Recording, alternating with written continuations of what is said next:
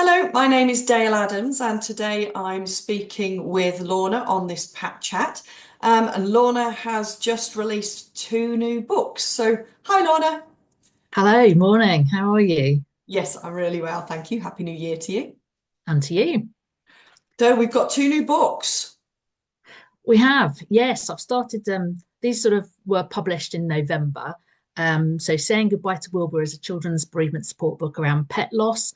And then there is I'm calling it accompanying journal, but actually it accompanies the book and it sort of blends with it beautifully, but it's actually a book in its own right, which is a pet loss journal for children and young people to remember their pet if they have died or they've experienced loss through any other sort of reason. So it could be through divorce or basically that their pet companion animal isn't living with them anymore. So yeah, they're my two latest books out of my range of now.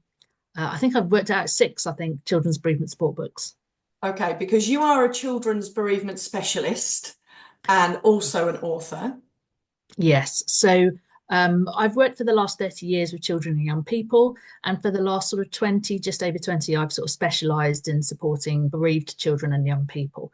So it could be that somebody in their family or in their community has died. And so my role has really been to support children and young people in the best way possible.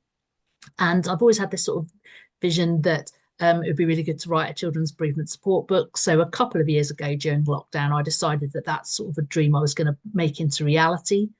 And then the last 12 months, so 2024, beginning of 2024, I decided to go freelance. So I do write children's bereavement support books and other resources, but equally I offer training, do consultancy. I work in a hospice 1 day a week, supporting their development of children's services. So again, anything that can support children, young people around death, dying, and bereavement is basically what I specialise in.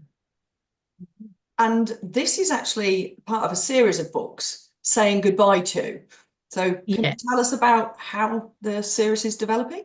So back in 2024, I decided I really wanted to do around a serious illness and death of a grandparent as a result of something that was going on in my own life. Actually, it was sort of relationships and people I knew that were sort of coming to the end of life. So that really sparked me this saying goodbye.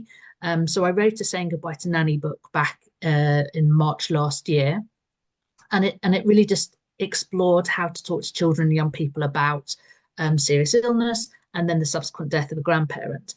And whilst this was all going on, just after that had been published, sadly, my dog got diagnosed with a brain tumor. My dog being Wilbur, which is why the second book was saying goodbye to Wilbur. I mean, they often say you should write about what you know. Yeah. Well, I just experienced the death of a friend through cancer, and then my dog had been diagnosed with a brain tumor. And I just thought, do you know what? It doesn't matter what I'd already got planned. This is what's coming out.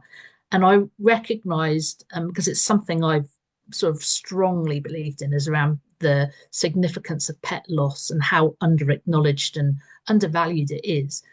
So I just thought, wow, there's us sitting here as a family. My husband and I were just talking about what we wanted at Wilbur's end of life. But how would you include a child or a young person with that sort of conversations? And do people shy away from those conversations too much?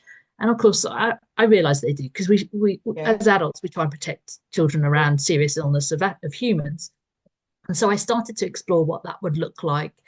And that real sort of saying goodbye, what was that end? What did we want that end to be for Wilbur? So the book really explores a dog that's been rescued, who is always getting up to antics. So that is where our Wilbur comes into it. Um, but really, that bit, and like I often like to say, most of that is very true in the book. All of the antics are his. So he was a bit of a troublesome boy. But the idea for me is about, okay, so then he gets an illness, and then we have to explore what do we do next.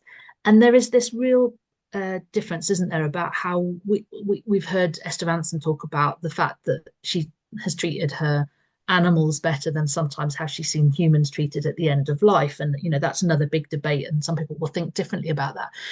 But for me, it's about how do you have those really tentative, sensitive, real difficult conversations sometimes about, okay, so our pet is coming to the end of its life. What do we want to happen? Yes. And I don't think we do it very well. So this book really explores about euthanasia and about end of life moments and what happens at the end. So it's very real, it's very honest, but it comes from a place of love. And towards the end of the book, the teenager, as he is at the end of Wilbur's life, then sort of goes to the park and sits and sort of explains to his friends that he's really upset. And then they all start to talk about the pets and companion animals that they've had to say goodbye to for lots of different reasons. And I always have questions and answers in my books because I think that's a really good way. It's a very bite-sized way that children and all adults can sort of work out what to say. So again, the book sort of deals with quite a lot of that and things that we probably need to consider, and also how to remember our companion animals after they've died. Because again, it's one of those situations, what do? Do you take a clipping of fur? Do you take a nose bump print? Do you take a paw print? What do you want to do? And so it's just, again, sort of at the end of the book, I always have tips, and there's sort of 10 ways that you can remember your companion animal once they've died. So yeah, lots in it.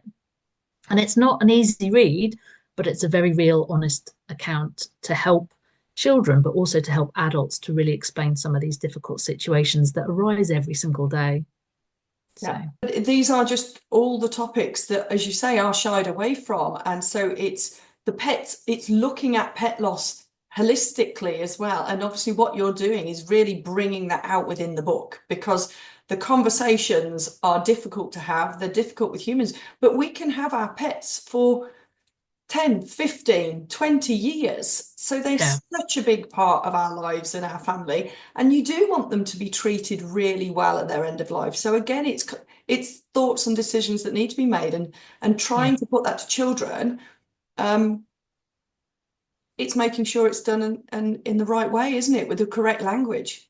Yeah, absolutely. It's real and sort of honest language, really. And it still surprises me even now that I'll go in and chat to a family and they'll say, yeah, well, the dog is now living on a farm, or they'll go and buy another hamster rather than tell the child that a hamster has died. Now, I'm not sitting here in judgment of what parents do, because that's not my role, but actually pet loss and pet death allows us to explore some life cycle sort of conversations with children and young people. And people often say pets tend to be the first death that a child will experience as well. Yes. So if we get this right, and if we're more open about it, then when somebody in their family dies, or in their community or whatever dies, you can have these real open, honest conversations. And people often say to me, they go, well, but really, why would you want them to be there when the animal is euthanized? Well, because that animal's been part of that child's life for potentially 15 years or whatever. It may be their first pet that they've ever had. So saying goodbye to it is massive. They're saying goodbye to a member of their family. And if that animal, because in all of my books, I talk about companion pets, because I genuinely believe that if you have a pet at home and you're grieving as a child, you can go and tell your pet anything and they don't tell anybody else. So they're a really good mechanism to get out some of your feelings of grief. But if we don't acknowledge how children are feeling around the grief and loss, because like I said, I talk about death, but the journal talks about loss quite a lot, because it could be that family circumstances have changed. And so parents have to make that really difficult decision. And I accept it's a very difficult decision to get an animal rehomed or put into an animal rehoming centre. So that child's still having to say goodbye. It's still grief, it's still loss. And we need to be better at having some of those conversations. And so, yeah, the books, hopefully, so Wilbur's book hopefully really explores that. And then the journal gives a child an outlet. It's a journal for children to write in, which allows them to think about their pet, how they had to say goodbye, why they had to say goodbye, the dates that, remember, things they remember about them. So again, it sort of works hand in hand. Yeah. Allowing them to write it out, draw it out, and think it out, I suppose. Yeah, absolutely. Of their wisdom. Yeah. Yeah. And it also gives that adult a chance to sit with them and have a conversation. And I was chatting to a family that received some of my books quite recently when their pet dog died. And the mum was saying to me, oh, the little boy doesn't want to look at the journal all the time, doesn't want to fill it in all of the time. And I go, and that's okay. The whole point is when those waves of grief come along, or they're trying to think about that dog, or they just want to explore what that feels like. This is a tool to help them do that. And my understanding is that that young lad is really doing that and is taking time to find the photo he wants to put in it or to explore. And that's all this is about. It's just a tool and a mechanism to help people understand how to grieve and how children grieve. It's not just us. Yeah. And there's big differences between how adults grieve and children grieve. And it's actually being able to see those and understand them for the adults as well, which I think probably through reading your book, you're educating the adults around that, aren't you? Yes. So without sort of giving out too much information, there is some bits where the family will speak to the vet in the book. And I've got a colleague who's a vet, so I had a conversation with them. We were talking about it, and then I've gifted them a copy of the book because I go, thank you very much. This is great. Look, you've done the bit that's helped me out just to make sure I was on track.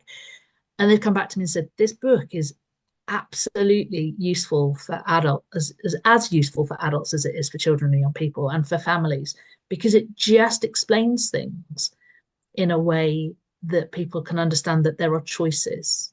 And vets, rather like funeral directors, interestingly enough, we go to a funeral director and we want them to make all of the, they'll ask us what we want, but we can make decisions about whether or not a pet is buried or cremated depending on the size of them. There are some rules, but we can make decisions about whether or not the vets are the people that arrange for the cremation for us, or whether or not we take our pet to a pet crematorium.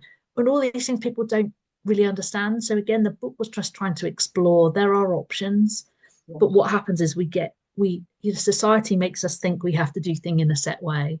And I'm a bit like, well, Wilbur was my boy. And so we needed to make the decision that was right for him. And I'm very glad we did. And all this book is trying to do is go, you can make decisions, and some bits might work for you as a family and some bits might not. But adults and children together can make decisions about what's right in this particular situation. I like the fact as well that the journal actually gives them a search, like a memory. I was going to say a memory box, but it's not. But when people are if they're putting photos in and they're writing in, and even if it is a little clip of fur and things, it actually that for them is something they can refer back to. As a sort of memory box is the wrong thing. I can't really a memory book. No, you're right. No, it is. This is it. It is really difficult to sort of explain too much. But one part in it is make a memory box, right? And the whole point of this little journal is it's bright and it gives them lots of information to deal with. But why not put that in your memory box? You can have it as a standalone, but again, you can make a pet memory box. People go, oh no, but we just make them for humans. No, make it for your pet. There are so many different elements that have connection with when a human dies that I've really tried to make sure that we start talking about pet loss in the same way almost. Yes. For exactly the same reason that you've just said, that they're members of our family. And the pain and hurt and the loss and grief that children can feel is very real. And we need to acknowledge it. We need to make sure that we heed it. We need to make sure that children and people have coping strategies to help them. I was thinking about this just recently, and it sort of made me smile in one respect. I was sort of thinking about some of the things I could put on my Facebook page, and I thought, oh, I could just say to people, tell me about your first pet. But you think about it, first pets are one of the memorable informations that tends to be used with passwords and things like that. And why is that? Because we all remember our first pet. Yeah, it's true. Very, very true. But what I really liked is you were saying earlier that as such, pet loss is the introduction of loss to children and the death of someone, something, somebody close to them. And I just thought instantly straight back to when my children had goldfish, and that was where our pet journey started, was with goldfish, and them being so upset when the first ones died. And you think that was their introduction, and yet I hadn't really thought about it like that. it was a little fish. It was in a tank, you know, and yes, there was a few of them, and unfortunately they did die over time, as they would do. But and then it moved on, and then we had guinea pigs, and then, you know, gradually the animals got bigger. And I can remember making up a story about the guinea pig because I'd let the guinea pig run free. We had two, and they were allowed to run free in the garden. And one day one had gone, one was still there, and the other had gone, and it was quite obvious to me that it had been taken. Yeah. But I made up a story that I believed, and you know, there was a hole and it had gone under the fence and out into this wooded area, and it was going to be living a much better life. You know, and you look back now and you think, they Yeah. probably knew as well as I did that that wasn't really what had happened. But yeah, it's And it's okay to have conversations and make up stories as long as they are, oh, I want to say honest, but that's not the right thing to say. So in that it particular, I would be wasn't. saying, well, it's not really honest, but it could be that, and it might be that the guinea pig has died, but I like to think that they are da da da da da, you know, or whatever. So again, it's just understanding with children that sometimes that pet isn't going to come back. But I mean, you look at Facebook at the moment where there are so many dogs being stolen. Yes. I mean, that's a real loss, which is why I wrote the journal as about loss, not just about death, because I think it's so important. Um, but you think about those children, and there's one local to me at the minute, which is a puppy that's just taken for Christmas, and those children are heartbroken. Well, why wouldn't you be? So I think, you know, these things happen. It can be really, really difficult. It can be really challenging. And whilst we absolutely want to protect children with what we say, we also need to give them a bit of honesty to help them. And the other thing that sort of I was thinking about just a little while ago is it could be that you've got I'm gonna use a family dog, but it could be cat, could be whatever, could be the guinea pig, but it could be that a parent or someone in the family has purchased that for the child. So I'm going to go with the dog because they tend to live a little bit longer. And then that adult has died. The dog then becomes the link to that person that's died. Yes. And it could be that years later, the dog dies, and that's when a child's grief comes out about not just about the animal, but about the person that gave them. Yes. And there are so many different situations that I've worked in over my 20 years where a companion animal, a pet, has been embroiled in the family story that's so important. And that's for me why I just don't want pet loss to be overlooked for children. I just want us to accept. And I think as adults, you know, I know that when Wilbur died, I was just absolutely heartbroken. I couldn't really function for a little while. He was so important to us. He'd been with us for 10 years.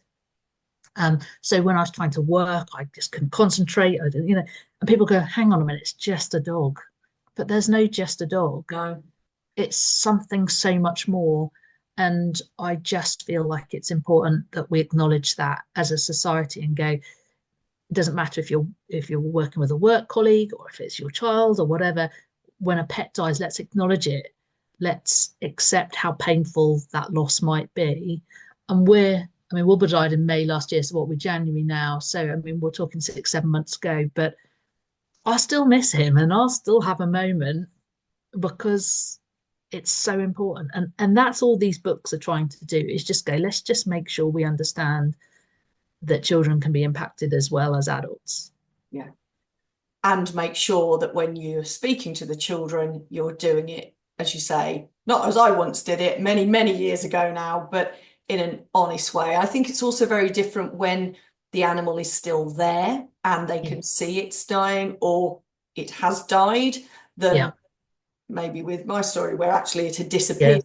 But even so, obviously, there have been times where we have had pets die, and my children and myself have obviously seen that. But I think, you know, it is with what you've done, it's about making sure that people acknowledge the children in that grief and the fact that they may feel it a lot more than even we do as adults at times.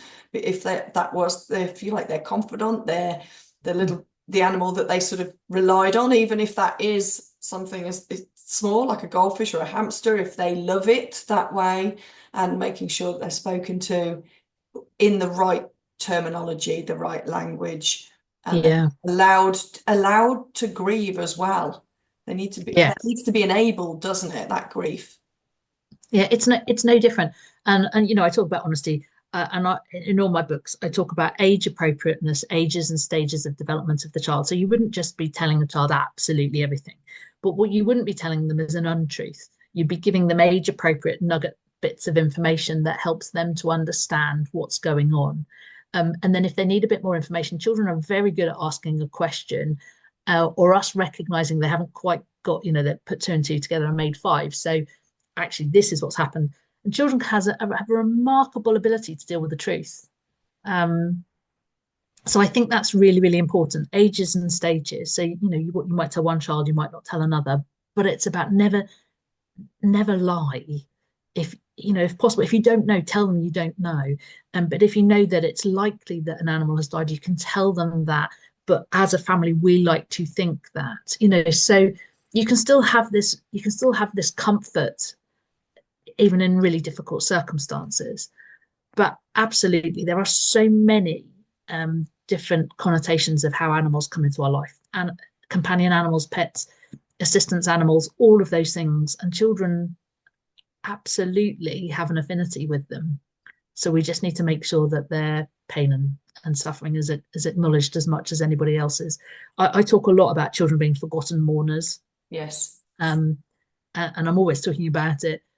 And for me, if pet loss and grief is already a disenfranchised grief, so people don't think that adults should be grieving over animals, you know, you put a child into an equation as well, and they are really forgotten because society doesn't tend to understand pet loss generally. So then put a child in the mix and they really don't understand how a child might be impacted by. I could go to the local primary school today though and go into one of the classes and say, so how many of you have had a pet that has died or has had to be rehomed? And you can bet your bottom dollar loads of them will put their hands up. But I wonder how many times they've been given the opportunity to talk about it. And that's all I'm thinking about. You know, it's really happening, but let's talk about it openly. Well, it's lovely work that you're doing. It really is so heartfelt and heart-led. It's just fantastic. Where do people then get hold of Saying Goodbye to Wilbur or any of your other books? Okay, so at the moment they're all available on my website, which is lornavyse.com. They are just available on there at the minute, and I have got a bit of an offer which I just haven't took off the website at the minute, so I'm going to keep going for January, which is you can buy Saying Goodbye to Wilbur's book and the Pet Journal together for £20. So that's a bit of an offer out there at the minute that will have to come to an end at some point, but it's still there. So Still there at the hopefully moment. it is, yeah. Okay, that's lovely. So lornavyse.com, you said. Yes. And the details of that will be at the end of the chat anyway. Thank you very much for your time today. I really appreciate it. Thank you.